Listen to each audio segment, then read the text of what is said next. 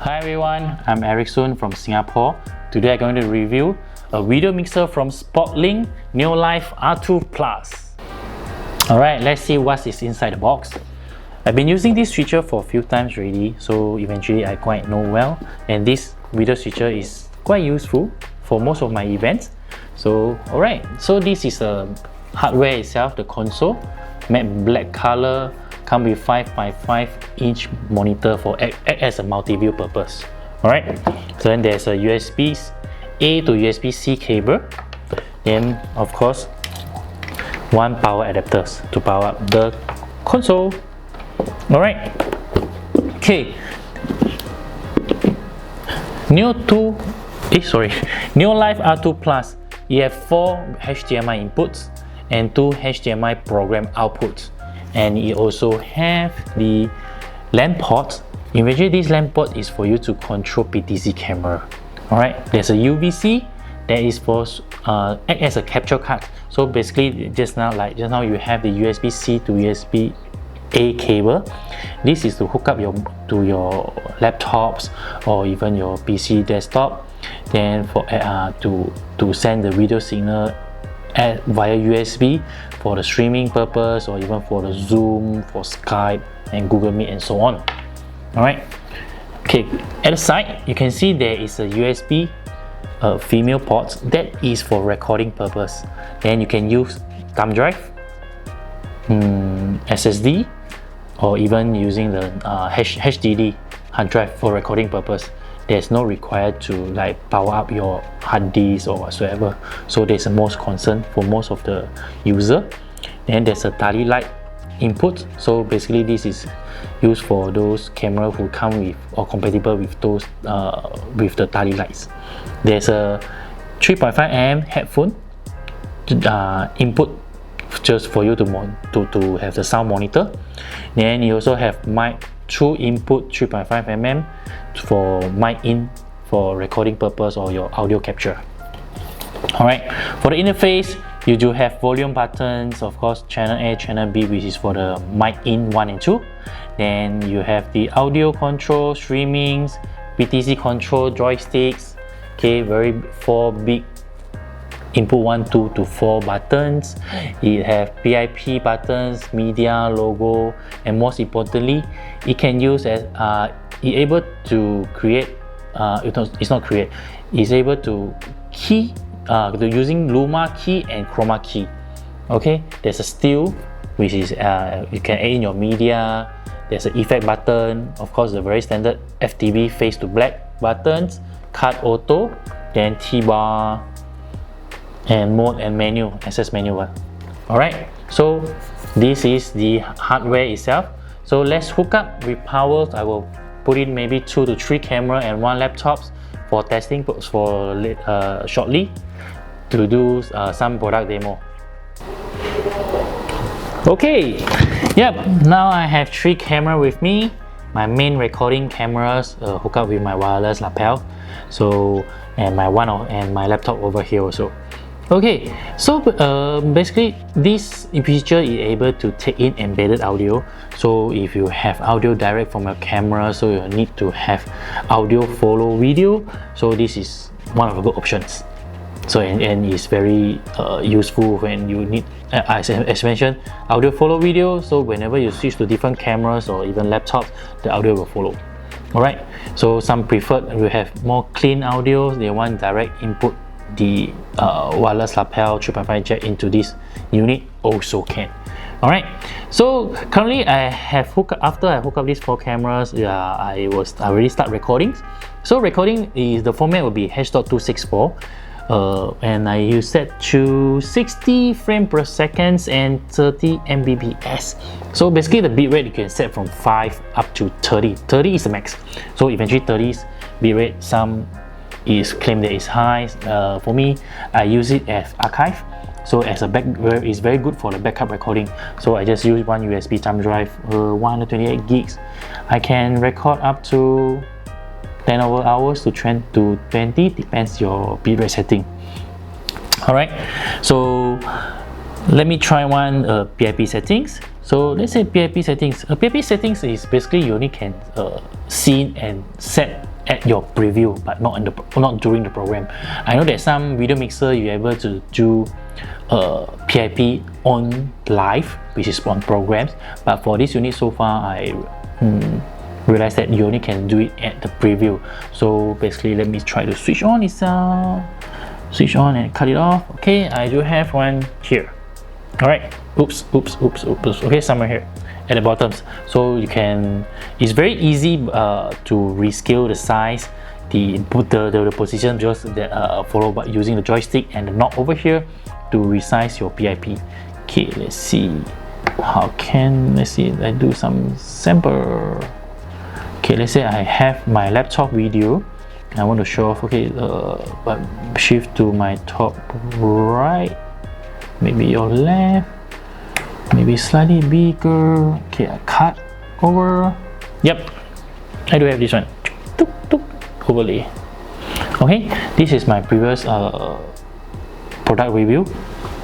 Okay, right, let me switch it back. Okay, this is the PIP function, which is quite very common use in most of the production events. Okay, then followed by the chroma key.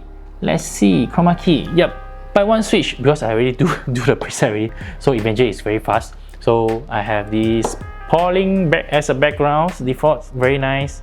Okay, so this is chroma key. Eventually my background, you know that it's not really green color, so you can, I realize that this chroma key is eventually is more than chroma. You can key off any other colors than chroma, unlike those switches you only can key off green screen, other color but you can't.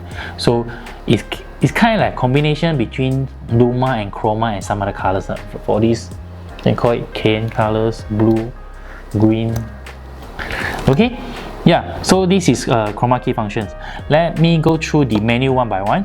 Okay, there's a inputs. Okay, so these inputs, let's say some of you might questions, oh, my camera, this one is using 60i, that camera is using 50p, and this my table's cameras is using 25p or 24p. Sure, it can have multiple input codec. So currently I have all my input are the same, doesn't matter. Okay, I did try from laptops NTSC 60i, so another or even 59.94. Then my other camera is using 25p, so it can link up all together. And for your output, okay, this is input, so you can have different input. And I forgot to mention, this is not 4K switcher, it's a full HD up to 60p. All right, so basically you have you're able to have multiple inputs. Okay, now come to, okay, let me remove this one first. Okay, so the next one will be the outputs. Okay, for the output format, you can select from P60, 50, 30p, 35p, 24, 60i, and 50i.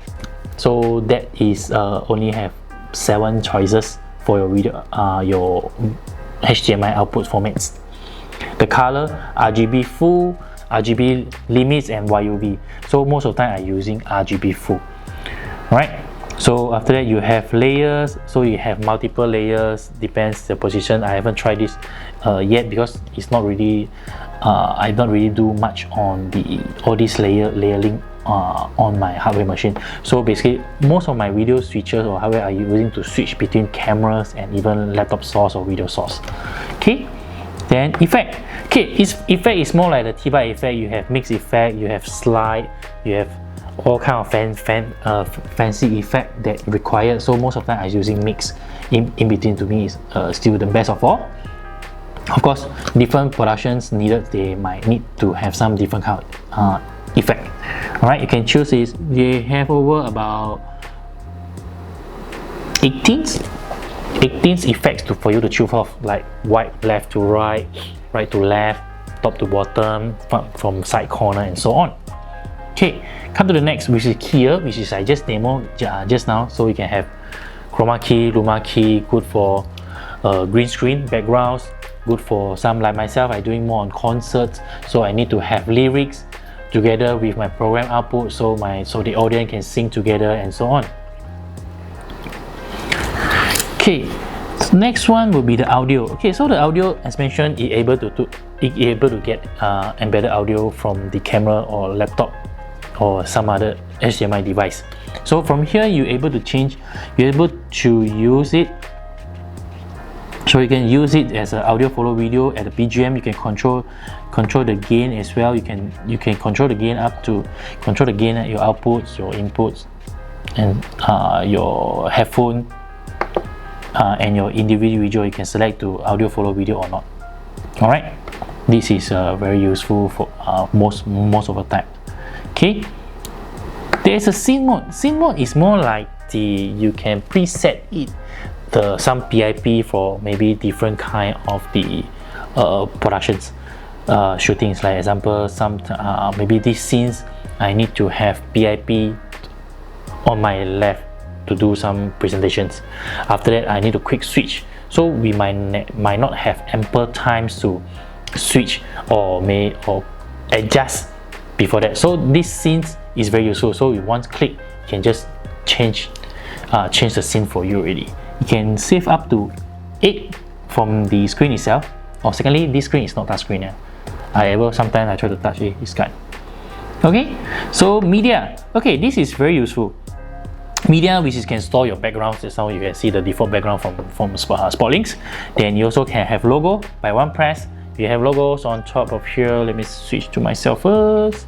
Okay, on top of here, turn it on, turn it off, and it on, just like that by one click. Then you can also using a USB to download maybe your company logos, your client TV station logos, and some others for schools and so on. So it's very useful just by one click. Then you can switch your logo up, on and off.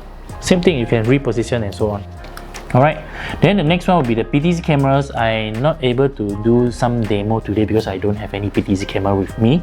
Maybe I can try to borrow from my partners, then I will try out. So maybe from the next video, maybe I can go through more on how this video switcher can control the PTZ camera seamlessly from the joystick here and zoom in, zoom out. Is really quite interesting to do that.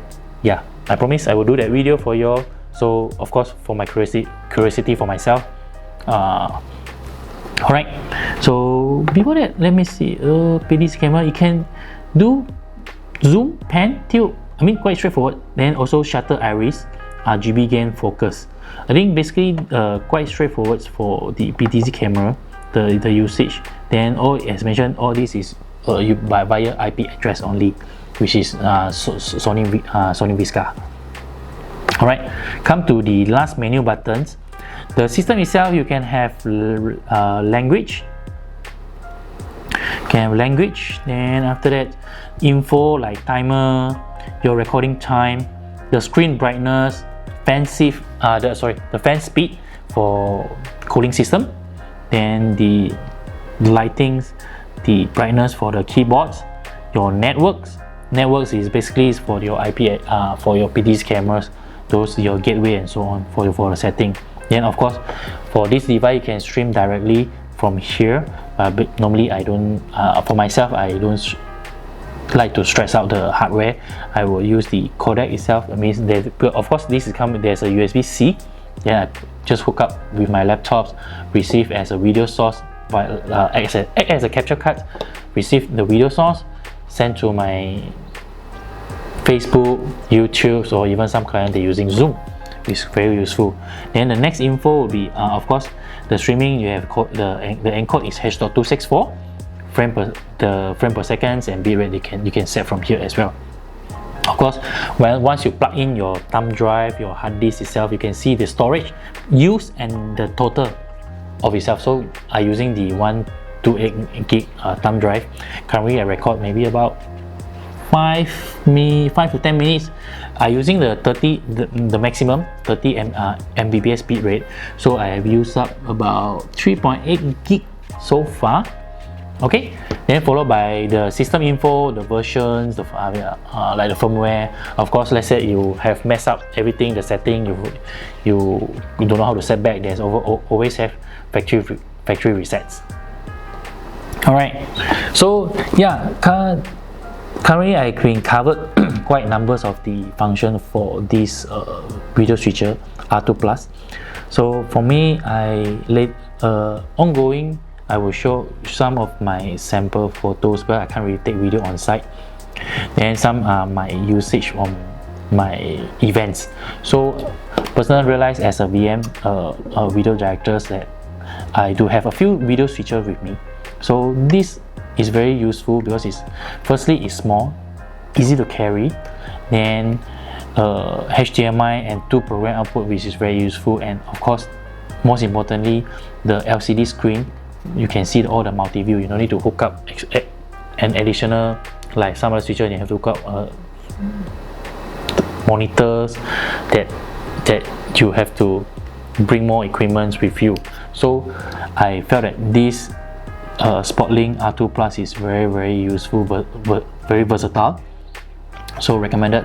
And I'm distributor for Singapore and Malaysia, so those who know me, you can give me a text or call me for place order or price asking. Okay, so finally I would like to thank Sprolink. They has sponsored me this unit to do this product review. I'm glad that, and I'm very happy with the product, and it's very useful. Secondly, the studio itself is from Singapore. It's a Leo TV Studios. So basically, they also sponsor me with the microphones, lightings, and crew behind me waiting for me to finish my product review. So thankful for they spend one whole day here set up for me and so on. So very thank you the crew helping me behind, because as mentioned, most of the time I'm behind the scene rather than in front of the scene. So nowadays I try to have do more product review for all these video production gadgets. Alright, so if I miss out anything, let me know. As mentioned, this is not really formal. I try to not so formal like before, so make it more relaxed kind of the product review, not so straightforward, not so formal kind of the product review. So if I miss out anything, or if I say something wrong, or I have broken English, sorry about that. So of course, hopefully you like. So please subscribe my YouTube channels. Eric is me. I have changed that, and same as for my Facebook. You can contact me or even PM me if you need any more info, or you need to have some different kind of product review. Feel free to let me know. Okay, then I will list down whatever I using today for recording, what's my mic using, my laptops, my other camera setup, and so on. Alright, so that's for today's. Looking forward to see you guys again. As lastly, please subscribe my YouTube channels and my Facebook. Yeah, thank you very much. See ya.